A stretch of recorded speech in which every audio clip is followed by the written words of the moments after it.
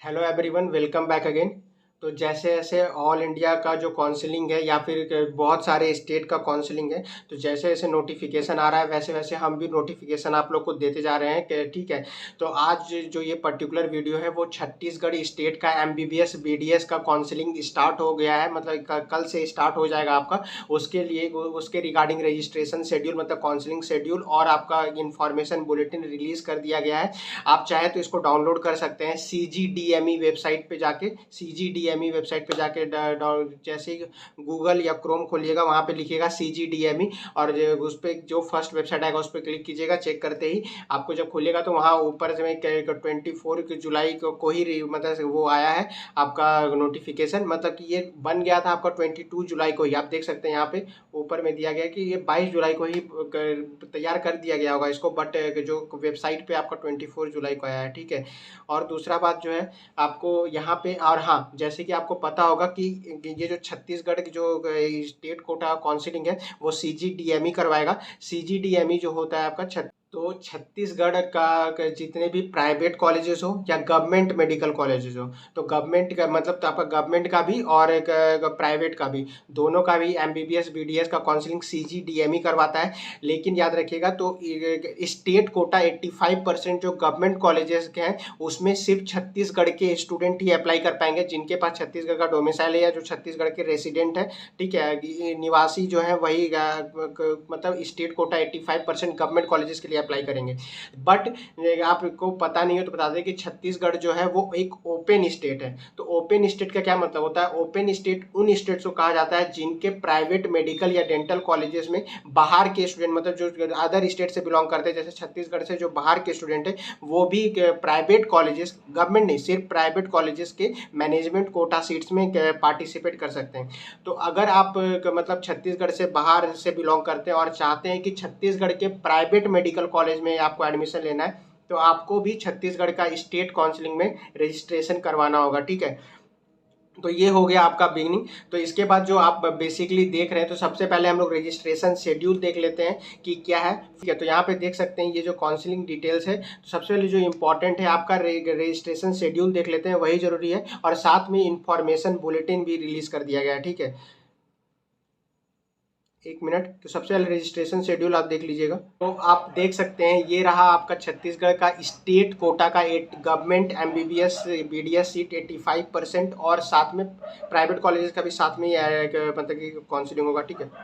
तो आपको ये रजिस्ट्रेशन जो है राउंड 1 का यहाँ पे देख सकते हैं, ये राउंड वाइज दिया गया है। तो राउंड 1 का जो रजिस्ट्रेशन एंड पेमेंट है आपका, पेमेंट मतलब वही एप्लीकेशन फॉर्म, और दो दो पेमेंट होता है, एक refundable, non refundable. Non refundable जो होता है वो आपका मतलब कि रजिस्ट्रेशन अमाउंट एप्लीकेशन फॉर्म का सिक्योरिटी डिपॉजिट होता है, वो रिफंड हो जाता है, ठीक है।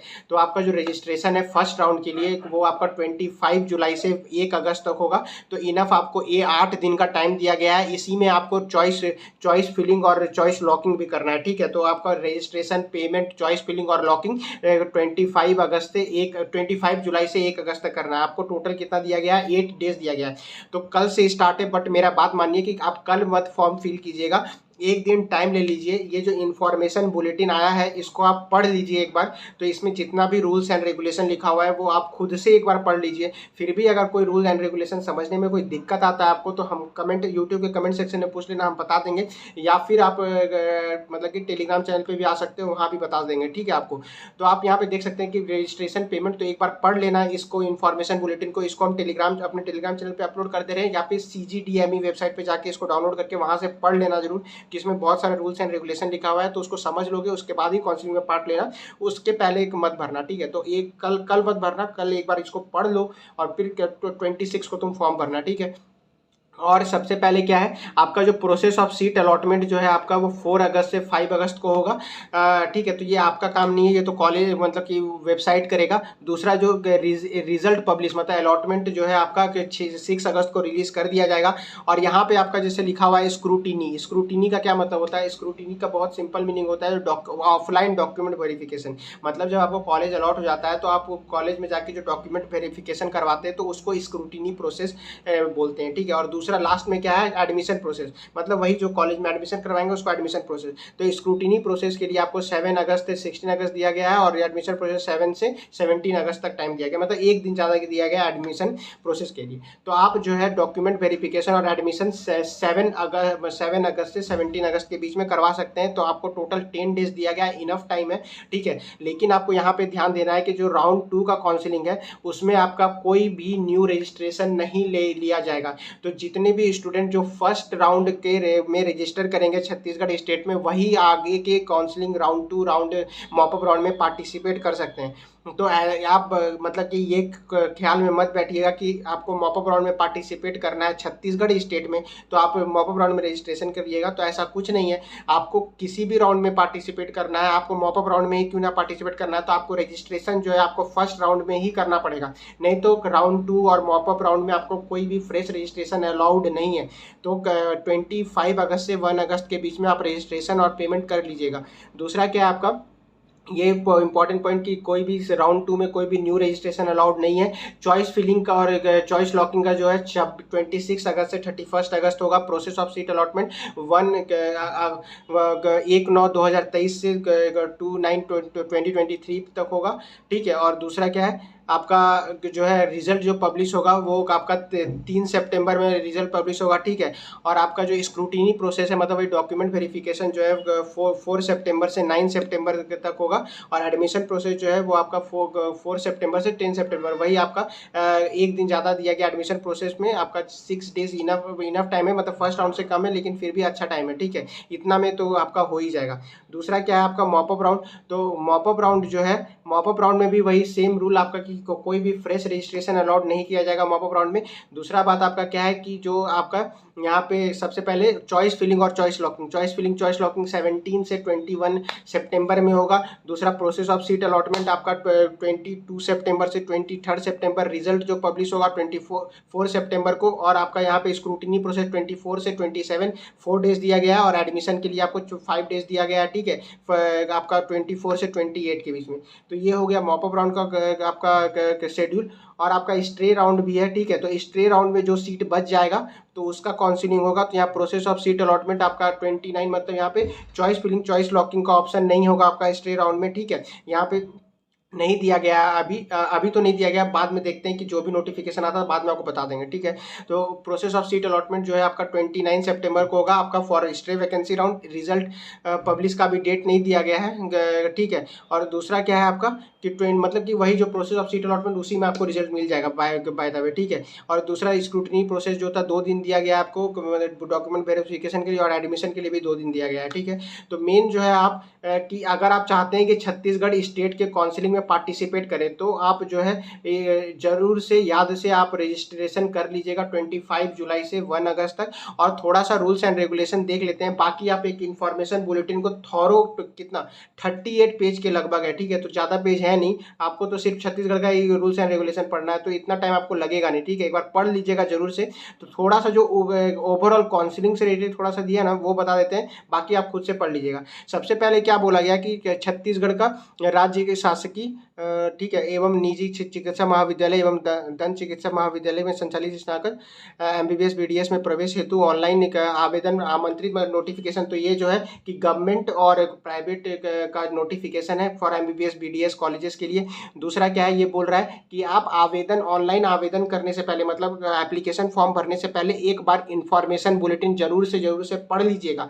इन्फॉर्मेशन बुलेटिन इसी PDF में है, तो आप मतलब कि जाके वहाँ पे वेबसाइट पे जाके डाउनलोड कर सकते हैं। तो ये वेबसाइट रह गया आपका www.cgdme.in। तो ये वेबसाइट पे आप रेगुलर चेक करते रहिएगा, ठीक है। और ये इन्फॉर्मेशन बुलेटिन एक बार पढ़ लीजिएगा। हम बार बार इसलिए बोल रहे हैं कि आपको रूल्स एंड रेगुलेशन पता होना चाहिए, ठीक है। और आपका क्या है, हाँ आप बोले तो 2 तरह का अमाउंट होता है, एक रिफंडेबल नॉन रिफंडेबल। जो नॉन रिफंडेबल अमाउंट है मतलब एप्लीकेशन फीस जो है आपका फॉर जनरल और ओबीसी के लिए जो है वो 1000 रुपीज़ है, ठीक है। बट वही ST SC कैटेगरी के लिए आपका 500 रुपीज़ है। वही NRI स्टूडेंट के लिए जो नॉन रिफंडेबल एप्लीकेशन फ़ी है वो आपका 10,000 रुपीज़ है। तो इसमें कोई दिक्कत नहीं है, ठीक है। दूसरा क्या है पंजीयन राशि मतलब सिक्योरिटी डिपॉजिट मनी, ये रिफंडेबल होता है, ठीक है, रिफंडेबल होता है। तो ये जो है आपका ये यहाँ पे पेज नंबर 2 में अभी बता देते हैं कितना है रिफंडेबल मनी। रुकिए, और फिर क्या बोल रहा है आपका कि ऑनलाइन आवेदन प्रारंभ तिथि, ये सब तो आपको शेड्यूलिंग पहले ही बता दी है, ठीक है। तो देख लेते हैं कि security deposit amount different categories के लिए क्या है। तो ये रह गया आपका डिफरेंस। हाँ, तो यहाँ पे आपको एक इंपॉर्टेंट पॉइंट दिया गया है कि जो है ये आपका बीडीएस सीट्स के लिए, बीडीएस सीट्स के लिए अगर आप सिर्फ बीडीएस सीट्स के लिए अप्लाई करते हैं तो आपको सिक्योरिटी डिपॉजिट देने का कोई जरूरत नहीं है। एमबीबीएस सीट्स के लिए अप्लाई करते हैं तो अगर आप गवर्नमेंट एमबीबीएस सीट्स के लिए अप्लाई करते हैं तो जनरल को आपका जो सिक्योरिटी डिपॉजिट है वो 10,000 रुपीज़ है, और SC ST OBC कैटेगरी के लिए जो आपका सिक्योरिटी डिपॉजिट है वो 5,000 रुपीज़ है। वही आपका अगर आप प्राइवेट कॉलेजेस के लिए अप्लाई करते हैं, अगर आप प्राइवेट कॉलेजेस के लिए अप्लाई करते हैं तो प्राइवेट कॉलेजेस के लिए जो है आपका सिक्योरिटी डिपॉजिट आपका 1 लाख रुपीज़ है फॉर जनरल, और बाकी कैटेगरीज के लिए भी 1 लाख रुपीज़ है, ठीक है। तो बाकी हम तो मुझे तो ज़्यादातर सारा गवर्नमेंट कॉलेजेस में जाने के लिए स्टूडेंट ही देखते हैं। तो आपको बस इतना ही, जनरल और ओबीसी के लिए जो नन रिफंडेबल एप्लीकेशन फ़ी है वो आपका 1,000 रुपीज़ है। बाकी SC ST के लिए 500 रुपीज़ है जो कि नन रिफंडेबल रजिस्ट्रेशन फ़ी। और आपका जो मतलब सिक्योरिटी डिपॉजिट है वो 10,000 रुपीज़ जनरल के लिए, बाकी ओबीसी SC ST कैटेगरी के लिए 5,000 रुपीज़ है फॉर गवर्नमेंट कॉलेजेस, ठीक है। अब दूसरा कुछ छोटा मोटा रूल्स एंड रेगुलेशन है, थोड़ा सा जल्दी से देख लेते हैं। सबसे पहले वही बोल रहा है कि आप एप्लीकेशन फॉर्म भरने से पहले इन्फॉर्मेशन बुलेटिन पढ़ लीजिएगा। दूसरा क्या है कि जो टाइम दिया गया 25 से जो प्रायर टाइम दिया गया है, जैसे कि फर्स्ट राउंड में 25 जुलाई से 1 अगस्त तक, तो उसी में आपको चॉइस फिलिंग भी करना है, ठीक है। डेट नहीं बढ़ाया जाएगा चॉइस फिलिंग के लिए अलग से, तो ये बोल रहा है इसमें। दूसरा क्या है कि हाँ, यदि ऑनलाइन आवेदन पूर्ण करने के बाद लॉक एंड सबमिट भी कर चुके हैं तब भी ऑनलाइन आवेदन में परिवर्तन करना चाहते हैं तो परिवर्तन हेतु निःशुल्क रीसेट करने की सुविधा आवेदन की अंतिम तिथि तक उपलब्ध रहेगी। तो ये बोल रहा है कि अगर आप चॉइस फिलिंग करने के बाद चॉइस को लॉक भी कर देते हैं तो जो लास्ट डेट है, जैसे कि फर्स्ट राउंड के लिए 1 अगस्त है, तो उस टाइम तक आपको रीसेट करने का ऑप्शन मिलता है, ठीक है। तो ऐसा बात नहीं है कि बार बार रीसेट करते रहो, एक बार देख लेना, अगर थोड़ा सा बाई चांस कुछ हो जाता है गलती तो बाद में रीसेट कर सकते हो, ठीक है। दूसरा क्या, काउंसलिंग की प्रक्रिया एवं अन्य जानकारी के लिए वही बोल रहा है कि ये वेबसाइट पे रेगुलरली विजिट करते रहना।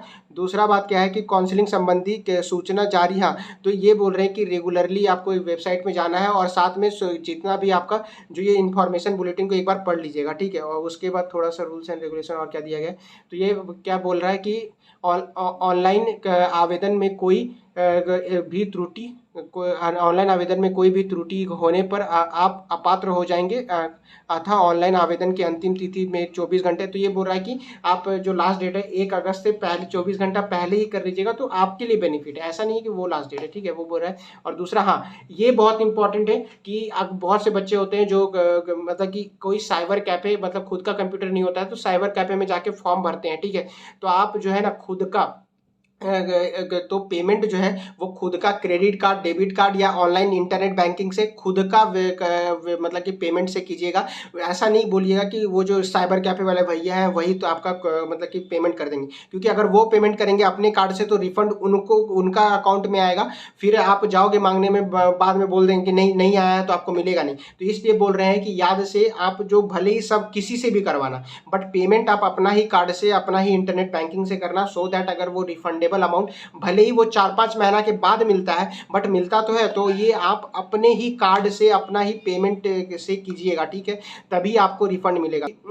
आपको तो जो रूल्स एंड रेगुलेशन आपको दिखा देते हैं एक बार, ये देख सकते हैं यहाँ पे नीचे पूरा रूल्स एंड रेगुलेशन दिया गया है, तो इसको एक बार आप टाइम देके थोड़ा पढ़ लीजिएगा क्योंकि ये आपके लिए इंपॉर्टेंट है, ठीक है। बाकी कोई डाउट हो तो कमेंट सेक्शन में पूछ लेना, और टेलीग्राम चैनल पे भी पूछ सकते हो, उसका लिंक हम डिस्क्रिप्शन में डाल दे रहे हैं। टेलीग्राम चैनल का अगर लिंक काम नहीं कर रहा है क्लिक करके तो टेलीग्राम को आप ऐप खोलना, वहाँ पे ऊपर सर्च बार में सर्च करना मोहित बर्नवाल एम्स करके आपको मिल जाएगा, और जो चैनल पे है फिर ज्वाइन कर लेना। ऊपर जो पिंड मैसेजेस का सेक्शन होता है वहाँ पे सारे इंपॉर्टेंट इन्फॉर्मेशन को हम पिन कर देते हैं, और अगर चैनल पे नया है तो सब्सक्राइब कर लेना क्योंकि इसी तरह का नोटिफिकेशन आपको मिलते रहता है। Till then see you in the next video, thank you, have a nice day.